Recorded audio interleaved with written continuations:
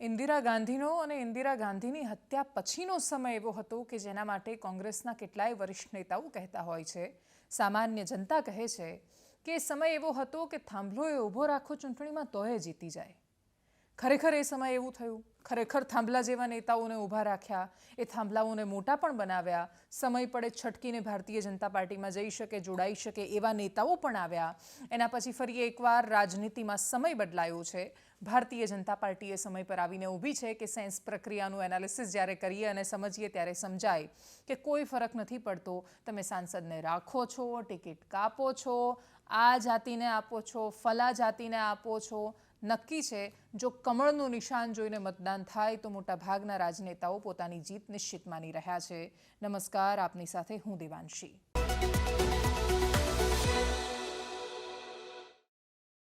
આટલી જીત નિશ્ચિત દેખાતી હોય તો પણ ભારતીય જનતા પાર્ટી એ જીતને નિશ્ચિત માનીને કોઈ ફરક જ નથી પડતો એ રીતે નથી મોટાભાગે રાજનીતિને લેતી. એક સીટ પર મહેનત થાય છે, સેન્સ લેવામાં આવે છે. તમે એને ફોર્માલિટી કહો તો ફોર્માલિટી પણ એ પૂરી કરવામાં આવે છે. એની અંદર બધાને સાંભળવામાં આવે છે. એકદમ સિસ્ટમથી ચાલતી પાર્ટીની જેમ જો તમે ભારતીય જનતા પાર્ટીને જોવા જાઓ તો રાજનૈતિક પક્ષોએ થોડી વાર માટે પોતાના દ્વેષ અને નફરતો બાજુ પર મૂકીને ભારતીય જનતા પાર્ટીને ઓબ્ઝર્વ કરવી જોઈએ.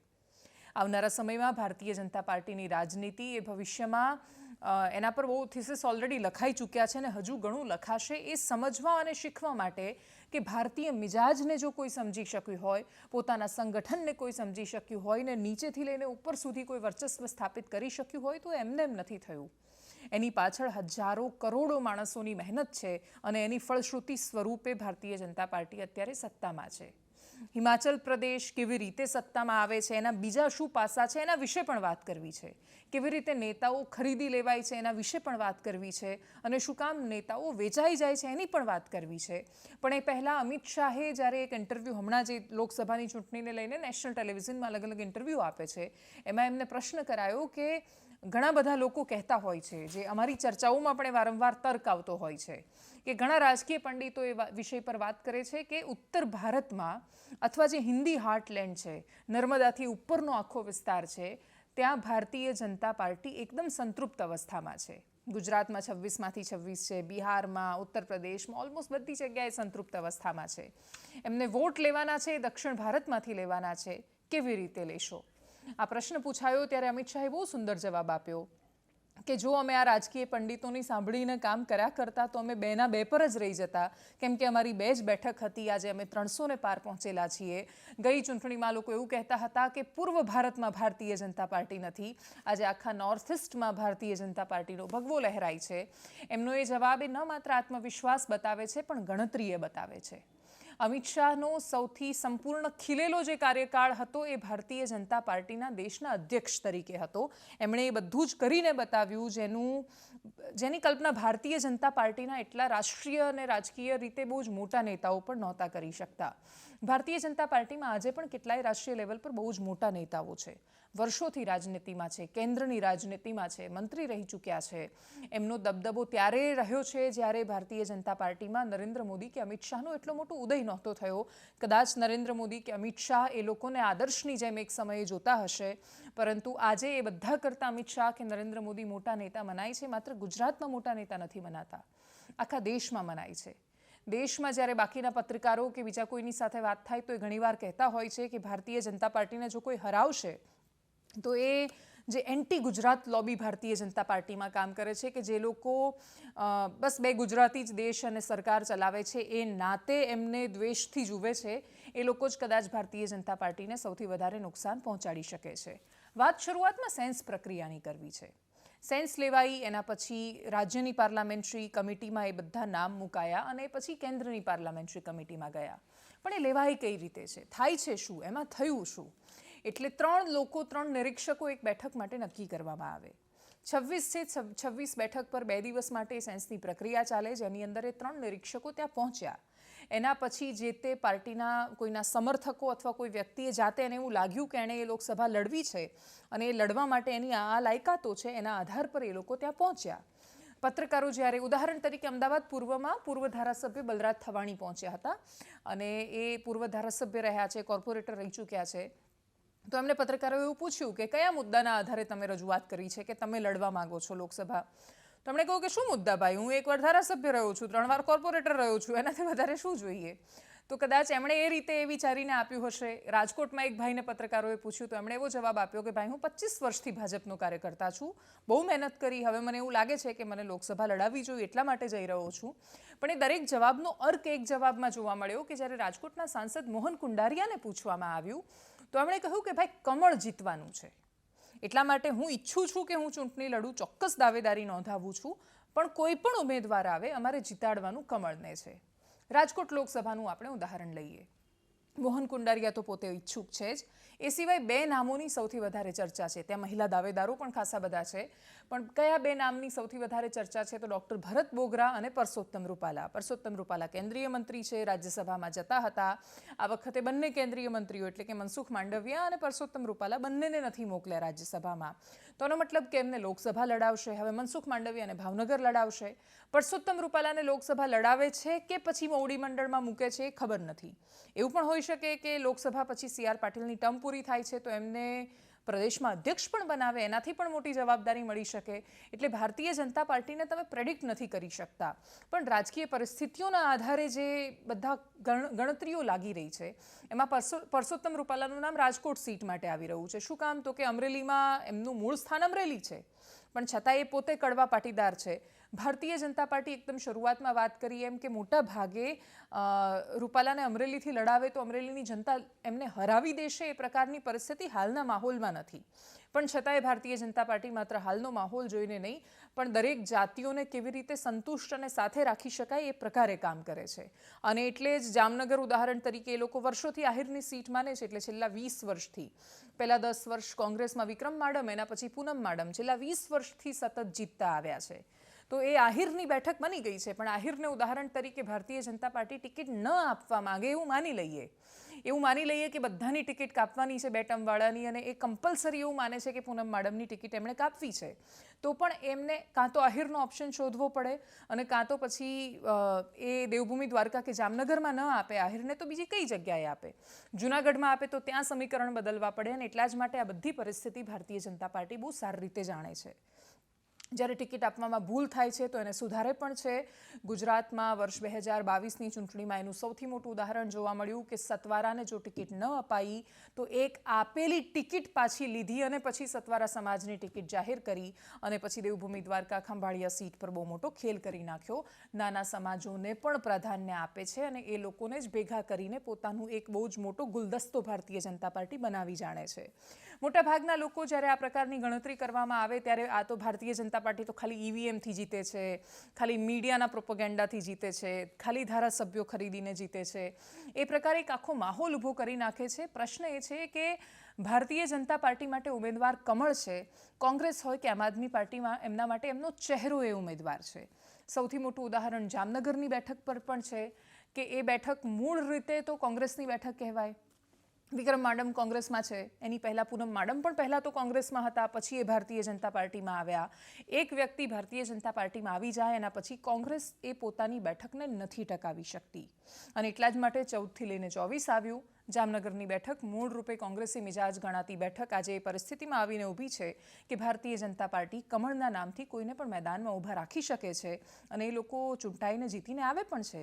જામનગરમાં ઉત્તરના હકુભા હોય કે પછી જે તે સમયે પૂર્વ ધારાસભ્ય અત્યારે તો રીવાબા છે કે પછી જામનગર ગ્રામ્યમાં રાઘવજી પટેલ, આ બધી જ બેઠકો કોંગ્રેસની બેઠકો હતી. કોંગ્રેસના ધારાસભ્યો અહીંયા ચૂંટાતા હતા, એ લોકો ભારતીય જનતા પાર્ટીમાં આવ્યા. એના પછી કોઈ ચહેરાને બીજો ચહેરો ન આપી શકી કોંગ્રેસ પક્ષ, કેમ કે પંજાના દમ પર એ લોકો નથી ચૂંટાતા, વ્યક્તિગત દમ પર ચૂંટાતા હતા. વ્યક્તિગત દમ અને ભારતીય જનતા પાર્ટીનું કમળ, એ બંનેનું કોમ્બિનેશન થાય ત્યારે કોઈ પણ જીતી જાય છે. હવે હકુભા ગમે તેટલા સામે પડે એ ભારતીય જનતા પાર્ટીના ઉમેદવારને હરાવી શકવા માટે સક્ષમ નથી બનતા અને ભારતીય જનતા પાર્ટીમાં રહીને એ પ્રકારની હિંમત પણ મોટાભાગે ધારાસભ્યો નથી કરતા. સેન્સની પ્રક્રિયા બધી જ થઈ જાય. આપણે 2-3 બેઠકોના ઉદાહરણ લીધા, એના પછી એ બધા જ નામો આવે છે રાજ્યની પાર્લામેન્ટરી બેઠકમાં. ત્યાં ચર્ચા કર્યા પછી ફાઇનલ 3-4 નામ જે પણ થતા હશે એ બધા જ જાય છે કેન્દ્રની બેઠકમાં. કેન્દ્રની બેઠક આજથી શરૂ થઈ ગઈ છે, આજે ચાલશે, આવતીકાલે ચાલશે અને આવતીકાલે સાંજ સુધીમાં કદાચ નામોની જાહેરાત પણ થઈ શકે છે. આવતીકાલે સાંજે આપણે જ્યારે એનાલિસિસ કરતા હોઈએ ત્યારે કદાચ સંભવતઃ નામોની યાદી આવી પણ ગઈ હોઈ શકે છે. આ પરિસ્થિતિ છે ભારતીય જનતા પાર્ટીની સેન્સ પ્રક્રિયાની. જરૂરી નથી કે સેન્સમાં જે નામ સામે આવ્યા હોય એ જ નામ લોકસભાની બેઠકમાં આવે, કેમ કે ઘણા બધા નામ ઉપરથી આવતા હોય છે. ગયા વખતે કોઈએ નહોતું વિચાર્યું કે મહેસાણામાં શારદાબેન પટેલને ટિકિટ આપવામાં આવશે, કે પછી છોટાઉદેપુરમાં ગીતાબેન રાઠવાને આપશે. ઘણા બધા મહિલાઓને પ્રતિનિધિત્વ આપ્યું અને હવે શારદાબેન નહીં તો એમના દીકરાની ચર્ચા છે. બીજી બાજુ રજનીભાઈ પટેલના પત્નીએ પણ પોતાની દાવેદારી નોંધાવી છે. એ.કે. પટેલના પુત્રનું નામ પણ વારંવાર સામે આવી રહ્યું છે. એ.કે. પટેલ એ સાંસદ કે જે ભારતીય જનતા પાર્ટીના માત્ર 2 સાંસદ હતા, ત્યારે પણ રાજનીતિમાં સક્રિય હતા. એમાંથી એક સાંસદ એક આંધ્રથી હતા તો એક મહેસાણાથી એ.કે. પટેલ હતા. અને એટલા જ માટે આ બધી જ વાતો છે ભારતીય જનતા પાર્ટી અને ભેગી કરીને ગણતરી સાથે ચાલતી હોય છે. જે નામ ફાઇનલી ખુલે લિસ્ટમાંથી અને તમારી પાસે આવે એ સાચું નામ. આ રીતે સેન્સ પ્રક્રિયા પછી પાર્લામેન્ટરી બેઠકમાં બધા જ નામોની ચર્ચા કરવામાં આવી છે અને જ્યાં સુધી ભારતીય જનતા પાર્ટી જાહેર નહીં કરે ત્યાં સુધી મીડિયા એને જાહેર કરી દે એવું ભારતીય જનતા પાર્ટીના કિસ્સામાં તો એટલીસ્ટ નથી બનતું. વાત ભારતીય જનતા પાર્ટીના એકદમ બધા જ પ્લસ પોઈન્ટની થઈ. હવે વાત બીજા એક એવા પ્રશ્નની પણ કરવી છે કે આટલું બધું છે, આટલા દમથી જીતી શકાય એમ છે, જે ધારો એ મેળવી શકાય એવી પરિસ્થિતિમાં છો, કેમ કે લોકપ્રિયતા છે, કેમ કે તમારી પાસે સૌથી મોટો એકમાત્ર મુદ્દો રહ્યો છે નરેન્દ્ર મોદી. આ દેશમાં એમના ટીકાકારો પણ એમને મોટાભાગે નફરત નથી કરતા. મોટાભાગે શબ્દ એટલા માટે વાપર્યો કેમ કે જે લોકો રાજનીતિમાં સામે ઊભા છે એ લોકો પ્રેમ વરસાવશે એવી અપેક્ષા તો કોઈ રાજનેતાને હોતી પણ નથી અને ટીકા જ નરેન્દ્ર મોદીને વધારે મજબૂત બનાવે છે. કેમ કે જો કશું બ્લેક છે તો નરેન્દ્ર મોદી પોતાને વ્હાઇટ બતાવી શકે છે. આ હકીકત છે રાજનીતિની. એટલે નરેન્દ્ર મોદીનો જાદુ છે દેશમાં, એ વાતને તમે ક્યારેય નકારી નથી શકતા. અમે ઘણીવાર એ રેલીમાં ગયા છીએ. કોંગ્રેસના કાર્યકર્તાઓ અથવા ઘણા બધા નેતાઓ કે આમ આદમી પાર્ટીના ચહેરાઓ એવું કહેતા હોય છે કે નરેન્દ્ર મોદીને મીડિયા મોટું બનાવે છે. હોઈ શકે, વારંવાર બતાવે છે, સતત બતાવે છે, બધી વાત સાચી. હકીકત એ છે કે તમે એનો પ્રભાવ કે ગમે તે ગણો, તમે રેલીમાં જાઓ ત્યાં કોઈક વાર જેમ પેલો વેશપલટો કરીને રાજાઓ સમસ્યા જોવા માટે નીકળતા હતા, એમ કોઈક દિવસ તમે વેશપલટો કરીને હકીકત જોવા માટે નીકળો, ગ્રાઉન્ડ પર જાઓ. સામાન્ય એવા માણસોને મળો જે લોકોને રાજનીતિ સાથે મોટાભાગે કોઈ લેવા દેવા નથી. એ લોકોની પાસે કારણ અને તર્ક છે. શું કામ પ્રેમ કરે છે એના જવાબો છે. એ તમે સાંભળો અને પછી પોતાને જવાબ આપો કે જો કોઈ પ્રેમ કરે છે તો તમને કોઈ શું કામ વાંધો હોઈ શકે, કેમ કે એની પાસે કારણ છે. દરેક વખતે વોટ્સએપ યુનિવર્સિટીની વાતો નથી કરતા, એ તો મોટાભાગે યુવાનો એવી વાતો કરતા હોય છે. સામાન્ય માણસો ઘણીવાર, સૌથી વધારે સ્ત્રીઓ પ્રેમ કરે છે. અને ઘણા બધા એવા વિડીયોઝ તમે વારંવાર જોતા હશો કે પીએમની રેલી નીકળે અને એક ઝલક જોઈ હોય તો પણ મહિલાઓની આંખમાં પાણી આવવા માંડે. તો એનું કારણ કે એ લોકો એ જોડાણ મહેસૂસ કરે છે. ભારતીય રાજનીતિમાં બહુ જ ઓછા રાજનેતા એવા રહ્યા છે કે આ પ્રકારનું જોડાણ સામાન્ય જનતા સાથે સાધી શક્યા છે. એટલે એમની પાસે આટલો સૌથી મોટો મુદ્દો છે તો છતાંય એમણે શું કામ ધારાસભ્યો તોડવા પડે છે? આ અતિશય મોટો પ્રશ્ન છે. હિમાચલ પ્રદેશમાં એક સાથે રાજ્યસભાની ચૂંટણી હતી, એના પરિણામ સામે આવી રહ્યા હતા. કર્ણાટકમાં સીટ બચાવી શકે છે કોંગ્રેસ પાર્ટી. રાજસ્થાનમાંથી પણ સોનિયા ગાંધી ચૂંટાઈને જાય છે. પણ હિમાચલ પ્રદેશમાં ખેલ થઈ જાય છે. 40 વર્સિસ 25નો સવાલ હતો. 40 ધારાસભ્યો કોંગ્રેસની પાસે, 25 ભારતીય જનતા પાર્ટીની સામે. 25 હતા, ખબર હતી કે જીતાય એમ નથી, તોય ભારતીય જનતા પાર્ટી પોતાનો ઉમેદવાર ઊભી રાખે છે. જેવી રીતે ગુજરાતમાં રાજ્યસભા વખતે અહેમદ પટેલની ચૂંટણી વખતે 2017માં કર્યું હતું. અહીંયા કર્યું ત્યારે બધા લોકો એવું કહ્યું કે ભાઈ અહીંયા તો એમની સરકાર છે ને એમની પાસે એવું સમજણ હોય કે ભાઈ મંત્રીપદની લાલચ આપીશું, પૈસા આપીશું, પોલીસનો ઉપયોગ કરીશું, ગમે તે કરીશું, પણ એમને આપણે લાવી દઈશું. ગુજરાતમાં તો અહેમદ પટેલની ચૂંટણી એ રીતે જીતવાનો પ્રયાસ કર્યો અને તોય કોંગ્રેસમાં શક્તિસિંહ ગોહિલ, અહેમદ પટેલ બંને હતા. એક સાથે એટલા ધારાસભ્યો ગયા. રાઘવજી પટેલને બધા એ જ શ્રેણીમાં ગયા હતા એ વખતે 2017માં, અને તોય ન જીતી શક્યા. તો પણ અત્યારે ભલે કેબિનેટ મંત્રી છે ભારતીય જનતા પાર્ટીમાં અને ભલે એ વખતે રાજ્યસભાની ચૂંટણી લડ્યા પણ છતાંય નહોતા જીતી શક્યા. અને એટલે જ એ વખતે અહેમદ પટેલ ચૂંટાઈને ગયા 2017માં. તો એ વાત તો સાબિત થઈ કે જો તમે પૂરા જોશથી, હોશથી અને મહેનતથી ચૂંટણી લડો છો તો ગુજરાતમાં જ્યાં ભારતીય જનતા પાર્ટીની સરકાર છે, કેન્દ્રમાં પણ સરકાર છે, રાજ્યમાં પણ સરકાર છે, પોલીસ છે, એમની પાસે બધી જ ફોર્સ છે અને છતાંય તમે ચૂંટણી જીતી શકો છો. હિમાચલ પ્રદેશમાં કોંગ્રેસની સરકાર એમાં નિષ્ફળ ગઈ. 40 વર્સિસ 25નો સવાલ હતો. 36 વોટ મળ્યા બંનેને, અને જ્યારે સરખા વોટ મળે ત્યારે ચિઠ્ઠી નીકળતી હોય છે. એમાંય તમે જુઓ કે કોંગ્રેસ પોતાના 6 ધારાસભ્યોને તો ન જ સાચવી શકી. 34 વર્સિસ 34 વોટ હતા, 34 વોટ મળ્યા કોંગ્રેસને. એટલે 6 ધારાસભ્યો તો ન જ સાચવી શકી કોંગ્રેસ પક્ષ. ઉપરથી નસીબનો એક ખેલ તમે જુઓ કે જેની ચિઠ્ઠી પહેલાં નીકળે એ રિજેક્ટ થાય અને કમનસીબે એમાં કોંગ્રેસ માટે કમનસીબે એમાં અભિષેક મનુ સિંઘવીની ચિઠ્ઠી ન નીકળી. અભિષેક મનુ સિંઘવી ઉમેદવાર હતા રાજ્યસભામાં. કોંગ્રેસ પક્ષ તરફથી એ રાજ્યસભામાં હવે નહીં જઈ શકે. ભારતીય જનતા પાર્ટીના ઉમેદવારનો વિજય થયો. એના પછી શું કહ્યું હતું અભિષેક મનુ સિંઘવીએ, એમને સાંભળીએ.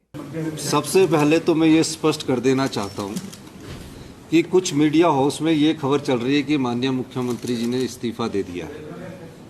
मैंने कोई इस्तीफा नहीं दिया है।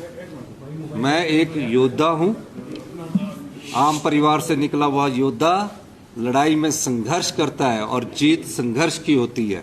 तो ये बात मैं आज स्पष्ट तौर से करना चाहता हूँ। जो ये प्रोपोगंडा कर रहे हैं कि ये जो बजट है, बजट सेशन में जो विधायकों को वो राजनीतिक लाभ भी नहीं उठा पाएंगे, ये मैं स्पष्ट कर देना चाहता हूँ। कांग्रेस पार्टी की सरकार 5 साल चलेगी। आम आदमी की सरकार है, कर्मचारी की सरकार है और महिलाओं के सम्मान की सरकार है। भारतीय जनता पार्टी जिस प्रकार का बर्ताव इस सदन में कर रही है वो उचित नहीं है। कमरे में और डेढ़ दो महीने से ये 1.5-2 घंटे से ये न्यूज चल रही कि मुख्यमंत्री जी ने इस्तीफा दे दिया। वो भी जब विपक्ष के नेता ने मेरे पास वहाँ जो हमारे विधायक थे, कांग्रेस के विधायक बैठे हुए थे, उनके पास आके कहा पूर्व मुख्यमंत्री जयराम ठाकुर जी ने कि मुख्यमंत्री ने इस्तीफा दे दिया। तब मैंने स्पष्टीकरण देना शुरू किया कि मैं कहा हम योद्धा है, युद्ध की तरह लड़ाई लड़ते हैं और ये लड़ाई युद्ध की तरह लड़ रहे हैं। हर चुनौती का सामना करते हैं और हम जीतेंगे निश्चित तौर पर। मैंने कोई इस्तीफा नहीं दिया है। कांग्रेस पार्टी की सरकार 5 साल चलेगी। धन्यवाद। દોષનો ટોપલો સ્વાભાવિક રીતે હિમાચલ પ્રદેશના મુખ્યમંત્રી સુખ્ખુ પર આવવાનો હતો. જો કે સુખ્ખુ એ ટોપલાને સ્વીકારવા માટે તૈયાર નથી, પણ એમની સામે બીજા મજબૂત દાવેદારો હતા. વિક્રમાદિત્ય વીરભદ્રસિંહે પોતે રાજીનામું આપી દીધું. કેબિનેટ મિનિસ્ટર હતા અને એમણે તો ગઈકાલે જ દિલ્હી ફોન પર જાણે કહી દીધું હતું. એવી સમાચાર સામે આવ્યા કે આ મુખ્યમંત્રી સાથે હું એક પળ કામ કરવા માટે પણ તૈયાર નથી. એવું કહેવાયું કે એના સિવાય પણ બાકી ધારાસભ્યો હતા. એ લોકોનો આશય રાજ્યસભા ચૂંટણી હરાવવાનો હતો જ નહીં. એ લોકોનો આશય છે મુખ્યમંત્રી બદલવાનો. ખાલી સરકાર બદલવાના ખેલમાં નથી પડવા માંગતા અને એટલા જ માટે આ પ્રેશર શું કામ ઊભું થાય છે. સુખ્ખુ પર જે કોંગ્રેસના આલા કમાન્ડની હાઈકમાન્ડની પસંદ હતી, એમના પર પહેલેથી જ ઘણા બધા પ્રશ્નો ઉઠી રહ્યા છે અને બધાની વચ્ચે એમના જ ક્ષેત્રમાંથી જ્યારે ધારાસભ્યો ભારતીય જનતા પાર્ટીમાં જતા રહે છે, તમારી પાસે સરકાર છે, તમારી પાસે આપવા માટે પદ છે, તમારી પાસે પોલીસ છે અને છતાંય તમે હવે ભારતીય જનતા પાર્ટી પર દોષનો ટોપલો ઢોળો, તો એક પ્રશ્ન તો તમારે પોતાને કરવો પડે કે કશીક તો ખામી હશે ને કે નથી સાચવી શકતા. રાજસ્થાનમાં તો અશોક ગેહલોત સાચવી લે છે, કર્ણાટકમાં ડીકે શિવકુમાર સાચવી લે છે. સરકાર પડવાની તૈયારીમાં હતી. છેલ્લી ઘડીએ હરિયાણાના પૂર્વ મુખ્યમંત્રી ભૂપિન્દર હુડ્ડા, કર્ણાટકના ડેપ્યુટી સીએમ ડીકે શિવકુમારને મોકલવામાં આવ્યા. એ લોકોએ હિમાચલ પ્રદેશની સરકાર બચાવી લીધી. વિધાનસભામાં બહુમત સાબિત થયો. આવનારા 3 મહિના સુધી આ સરકારને કોઈ વિશેષ ખતરો નથી. પ્રશ્ન હજુ પણ યથાવત છે કે આટલા ધારાસભ્યો ક્રોસ વોટિંગ કરી જાય છે અને એ પણ એવા રાજ્યમાં જ્યાં હિમાચલ પ્રદેશમાં ઉત્તર ભારતનું એકમાત્ર એવું રાજ્ય કે જ્યાં કોંગ્રેસની પાસે અત્યારે સત્તા શેષ બચી છે. આવનારી લોકસભાની ચૂંટણીના પરિણામો શું હશે એ ખબર નથી, પણ આવનારા સમયમાં પણ હિમાચલ પ્રદેશમાં કોંગ્રેસ સરકાર બચાવી શકશે કે કેમ એ સૌથી મોટો પ્રશ્ન છે. અને એનાથી પણ મોટો પ્રશ્ન એ છે કે ભારતીય જનતા પાર્ટી દરેક વખતે ધારાસભ્યો ખરીદીને એક રાજ્યસભાના સભ્ય મોકલવાની વાત હોય કે પછી ચંદીગઢમાં મેયર બનાવવાની વાત હોય. ચંદીગઢમાં મેયર બનાવવા જેવી વાત કે જે ભારતીય જનતા પાર્ટી જેવી વિશાળ પાર્ટી માટે એમણે લોકતંત્રની આટલી ભયાનક રીતે હત્યા કરવી પડે રીતસરથી, રિટર્નિંગ ઓફિસરને ખરીદવા પડે અને એ રિટર્નિંગ ઓફિસર જાણી જોઈને વોટ કેન્સલ કરીને મેયર બનાવડાવે, એટલી પરિસ્થિતિમાં તો નહોતી. પણ આપણે ત્યાં કહેવાય છે ને કે સંતોષ નથી હોતો. તમે ગમે તેટલું મેળવી લો, પણ જો તમને સંતોષ જ ન થાય ને સતત ભૂખ લાગ્યા કરે તો તમારે ખરેખર ડૉક્ટરની જરૂર હોય છે. એ ડૉક્ટર હવે જનતા બનશે કે કોણ બનશે એ ખબર નથી, પણ ભારતીય જનતા પાર્ટીએ એ પ્રશ્નનો જવાબ આપવો પડશે કે જનતા આટલો બધો ઓલરેડી પ્રેમ કરે છે, લોકો આટલો બધો તમને આટલા બધા મત આપી રહ્યા છે, મોટા ભાગની જગ્યાએ તમારી સરકાર છે, શું નથી તમારી પાસે, અને છતાંય બસ બધું જ મેળવી લેવું છે, સામેવાળા પાસે કશું જ હોવું ન જોઈએ. તો એ નેગેટિવ રાજનીતિ નથી જ્યાં તમે માત્ર કોંગ્રેસથી આ દેશને દૂર કરવા માટે તમે રાજનીતિ કરી રહ્યા છો, નહીં કે એના માટે જેના પર તમે દરેક વખતે પોતાના વાયદા અને વચન આપો છો. નરેન્દ્ર મોદીની સરકાર પાસે છેલ્લા 10 વર્ષમાં કરેલા કામ ગણાવવા માટે અઢળક વાતો છે. આ દેશમાં ડિજિટલ ક્રાંતિ થઈ છે. સામાન્ય માણસ યુપીઆઈથી પેમેન્ટ કરે છે. ફેરિયાઓ 20 રૂપિયાનું પેમેન્ટ હોય કે 5 રૂપિયાનું, ₹5ની પડીકી લોકો લે છે અથવા કોઈ સરસ મજાનું પેકેટ લે છે બાળકો તો યુપીઆઈથી પે કરે છે. ₹20ની પાણીપુરી ખાય છે તો એ યુપીઆઈથી પે કરે છે. લોકો હોસ્પિટલમાં જાય છે તો PMJYની હેઠળ એટલે પ્રધાનમંત્રી જન આરોગ્ય યોજના આયુષ્માન કાર્ડ હેઠળ એમની સારવાર થાય છે. લોકોના ઘરમાં ગેસના બોટલ પણ પહોંચ્યા છે. સૌથી મોટી ક્રાંતિ એ છે કે દેશમાં નાનું બાળક પણ બોલે છે કે દેશને ચોખ્ખો રાખવો જોઈએ. સ્વચ્છતા અભિયાનથી માંડીને બહુ સારી ચાલતી ટ્રેન અઢળક છે વાતો કરવા માટે સરકારની પાસે. પણ સરકાર તો કહે છે કે નહીં, કોંગ્રેસ બહુ જ ખરાબ હતી એટલે અમને લાવી દો, અને એનાથી પણ મોટી વાત અમે કોંગ્રેસને ટકવા જ નહીં દઈએ અને ગમે તેમ કરીને ખરીદ ફરોખ્ત કરી લઈશું, મેયર માટે ખરીદી કરી લઈશું. તો જો આ માનસ રહેશે તો આ નકારાત્મક રાજનીતિ દેશને ક્યાં લઈ જશે એ ખબર નથી. ભારતીય જનતા પાર્ટીને ક્યાં લઈ જશે એ તો ઇતિહાસમાં બધા જવાબો દરબાયેલા છે. એનાલિસિસમાં અત્યારે બસ આટલું જ. નમસ્કાર.